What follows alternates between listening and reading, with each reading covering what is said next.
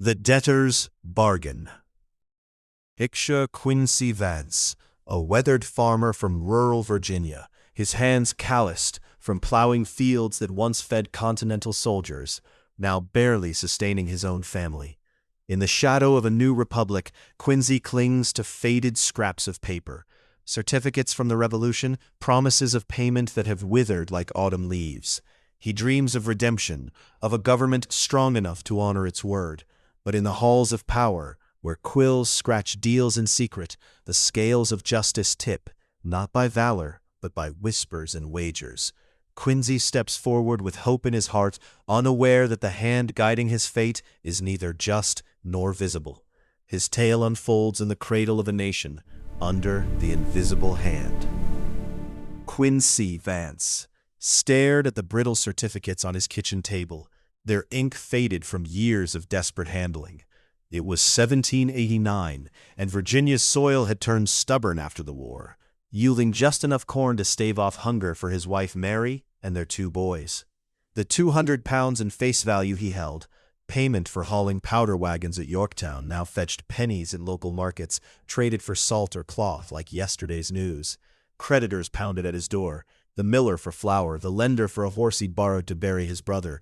Pay in specie or lose the land, they growled. Quincy had heard tales from Philadelphia travelers.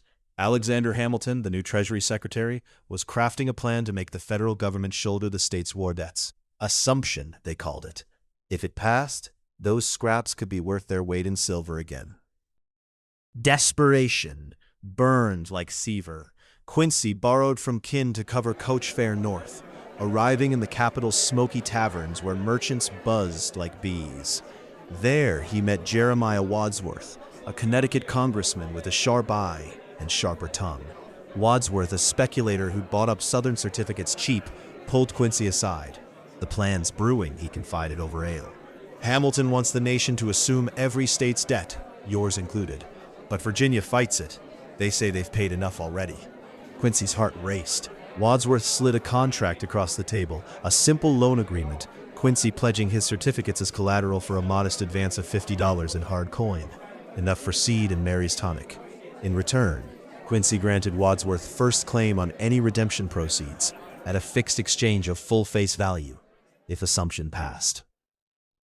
"It's ironclad," Wadsworth assured him, stamping the document with a notary's seal. Hamilton's report to Congress lays it out. New bonds at 3, 6, and deferred 6% interest, funded by import duties.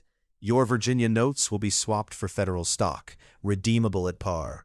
Signed here and you're secured. The government's credit will back it. No more worthless Continentals.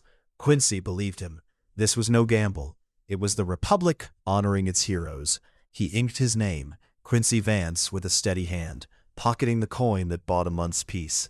Back home, he tilled deeper, whispering to Mary, "By spring, we'll own this farm outright." But rumors swirled like winter winds. In Philadelphia's boarding houses, insiders, Hamilton's allies, including Robert Morris, leaked drafts of the Assumption Bill. Prices for depreciated paper spiked overnight. Virginia certificates jumped from 10 cents to 50 on the dollar.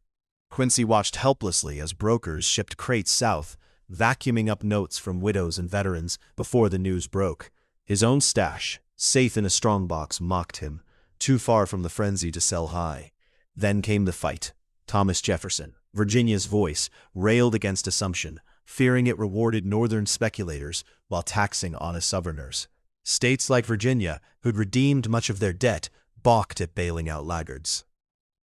Quincy wrote letters to his assemblymen, pleading for support. "We bled for this union," he scrawled. "Don't let our blood turn to ink unpaid." Tension mounted. Markets jittered. Speculators like William Dewar, Hamilton's assistant, cornered certificates, borrowing against them to buy more. Quincy's advance from Wadsworth burned a hole, enough for survival, but the first claim clause loomed like a noose. He pressed Wadsworth by post. "The bill advances?" A reply came curt. "Patience. Deals are struck in shadows." The reversal struck like lightning. In July 1790, Jefferson dined with Hamilton at a Philadelphia table. Over claret, they bartered, Assumption for a Southern capital on the Potomac. Washington, D.C. The bill passed days later, birthing the federal debt anew. Bonds poured forth, 3% yielding steady, 6% soaring. Quincy's certificates, now federal-backed, were worth full value. He rushed to redeem them, dreaming of clear debts and a stone hearth. But Wadsworth appeared at his door, contract in hand, flanked by a lawyer. First claim, Vance. I advance you $50. You grant me the proceeds. The law is clear. Your notes swap to my bonds. Quincy protested, but I held them through the war. This was for security, not surrender. The lawyer cited the fine print. Irrevocable transfer upon assumption. Wadsworth, eyes gleaming, revealed his play. He'd bought thousands more like Quincy's, flipping them into millions, while Quincy scraped by. Insiders had known the compromise brewed. They'd scooped the paper cheap, leaving smallholders like him as footnotes. Quincy's farm slipped away to cover the loan. His family scattered to kin. In the end, the invisible hand had gripped tight, not to lift, but to claim. Quincy Vance sought the promise of a nation's word, only to find it forged in favors unseen. Assumption built America's credit, but for the humble soldier, it was a bargain struck without his seat at the table. In the grand ledger of independence, heroes like Quincy balanced last, their valor traded for the speculator's gain.